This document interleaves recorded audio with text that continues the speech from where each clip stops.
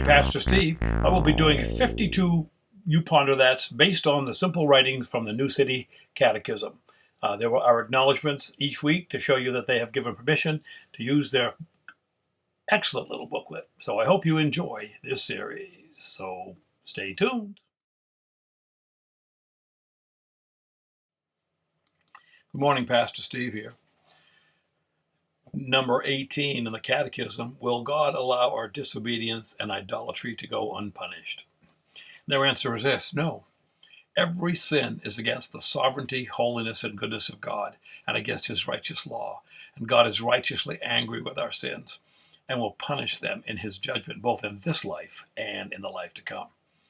The verse they use here is Ephesians 5 and 6. For you may be sure of this, that everyone who is sexually immoral or impure, or who is covetous, that is, an idolater, has no inheritance in the kingdom of Christ and God. Let no one deceive you with empty words, but because of these things the wrath of God comes upon the sons of disobedience. Sounds like a good motorcycle club, don't it? As we've seen in the previous lessons, apart from Christ, we're in a bad way.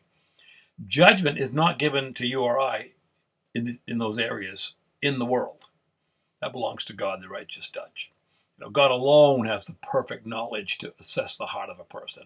That's why in Romans 12:16 is down, he says, look, live in harmony with one another. Don't be haughty. Associate with the lowly.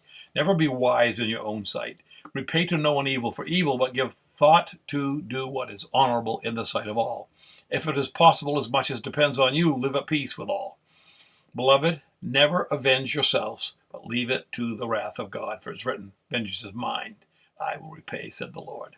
When we make a judgment and refuse to forgive, by the way, that doesn't mean the offender was right. Forgiveness doesn't. We're simply saying, I know what this person deserves better than God knows. But God is the only one who can correctly judge. He only is the only one who knows the heart of people. Some people say, oh, never judge. Well, it's not true.